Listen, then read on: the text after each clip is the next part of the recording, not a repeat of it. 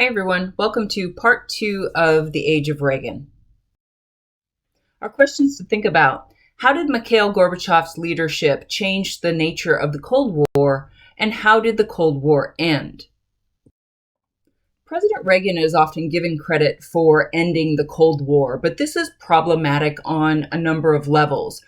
First of all, the Cold War does not end during his presidency. And if you look at the beginning of Reagan's presidency, it looks as though he is trying to intensify the confrontation with the Soviet Union. He almost completely abandons détente and begins to refer to the Soviet Union as an evil empire. So he's bringing back this rhetoric. He's bringing back this language of good versus evil. And you can't compromise with the devil.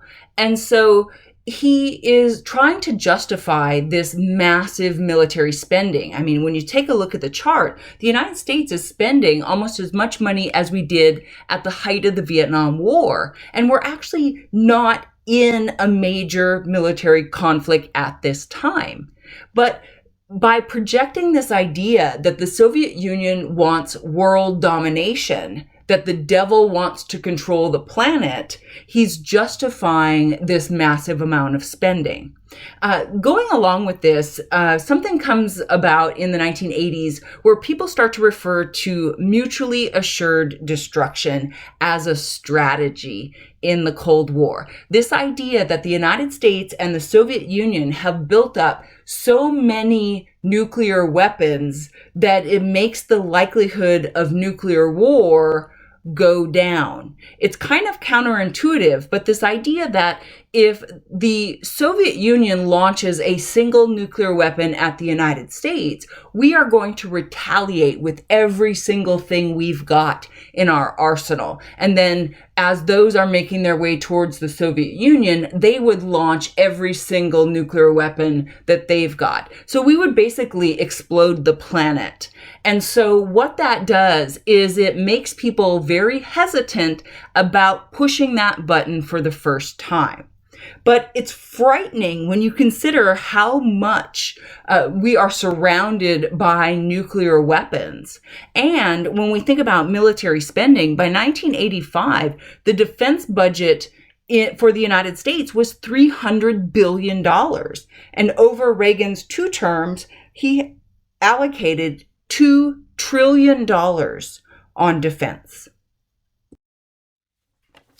There's a situation that happens in the winter of 1981 that reminds me very much of what happened during Dwight Eisenhower's presidency in 1956, when Nikita Khrushchev had taken control of the Soviet Union. He had sort of let it be known that he thought that some of Joseph Stalin's policies were overly harsh. And that led the Hungarians to believe that they would be okay to throw off their communist puppet government that had been put in place by the Soviet Union. And at the same time, President Eisenhower had this very tough rhetoric, this very tough posture with his brinkmanship and his massive retaliation philosophy. And so the Hungarians thought that this would be a good time to rise up in revolt and that the US would come to our aid or the Soviet Union would back down. Now, in the winter of 1981, Poland is essentially in that same scenario. The Polish workers had created a union with a strong political element, and that union was called Solidarity. And they were trying to challenge the Polish system to reform and to maybe even shed this communist monopoly of power. But as what we saw with the Soviet interventions in Hungary in 1956 and Czechoslovakia in 1968, the United States simply could not intervene and assist the, supposed or proposed revolution in Poland. Because if the United States started to roll its military into Poland to assist the revolution, then we would be launching World War III. So despite President Reagan's tough talk and massive military buildup, the U.S. could not intervene in Poland directly, although we found different ways to impose economic sanctions against the Soviet Union and to work behind the scenes to assist solidarity.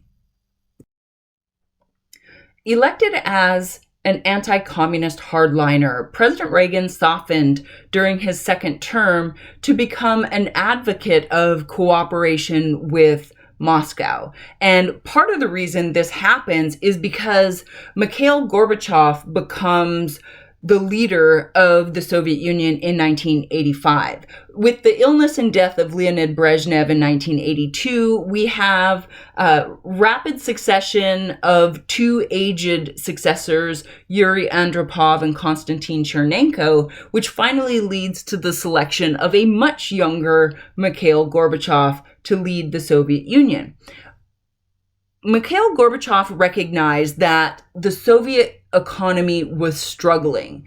And much of the reason that it was struggling is the Soviet Union had to spend so much on its military in order to keep up with the United States that the rest of the economy suffered. So if he could somehow ease the tensions between the United States and the Soviet Union, that would give the Soviet Union the opportunity to improve their economy. And so it's at this time that we start to see a shift in how President Reagan deals with the Soviet Union. In fact, Ronald Reagan and Mikhail Gorbachev are actually going to become good friends. You would often see the Gorbachevs come to visit the Reagans at their ranch in California. And if you take a look at the picture on the bottom there, at President Reagan's funeral, Mikhail Gorbachev was one of the key guests at the funeral ceremonies.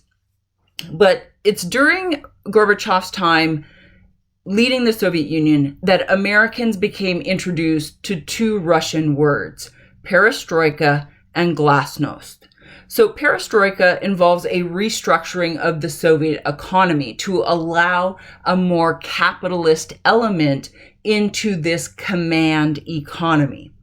Glasnost means openness, and it has to do with easing censorship for Soviet citizens, giving them some opportunity to speak more freely about the state of the economy, about politics, about international relations, without a fear that they would end up in a prison in Siberia.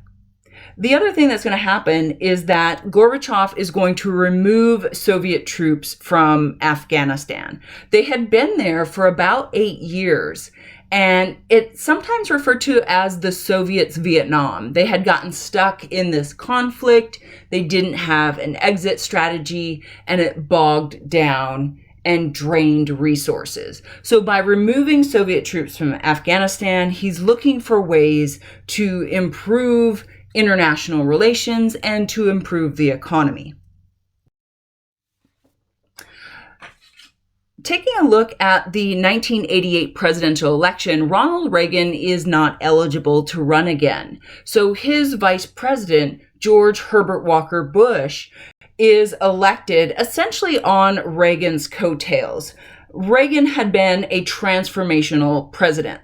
He restored the stature of the presidency and in the process transformed the tone and tenor of American political life. Politically, Reagan played the central role in accelerating the nation's shift towards conservatism and the Republican Party.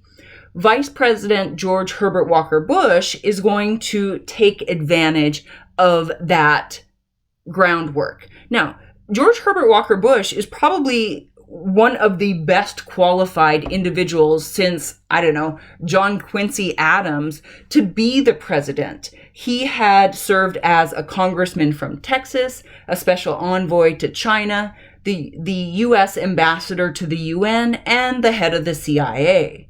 But Bush had none of Reagan's charisma or rhetorical skills. But he is going to be foundational in the response to the end of the Cold War.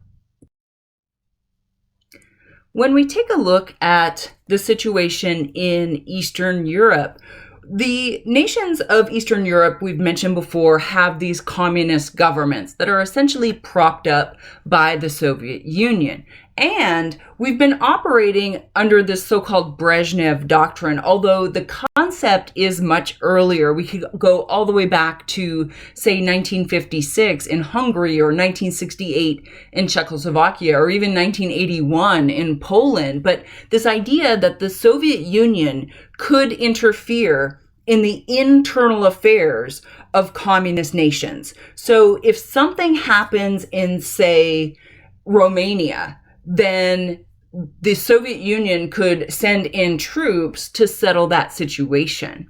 But in 1989, Mikhail Gorbachev removes the Brezhnev doctrine, and almost immediately, Poland, Hungary, Czechoslovakia, Bulgaria, Romania overthrew their communist governments.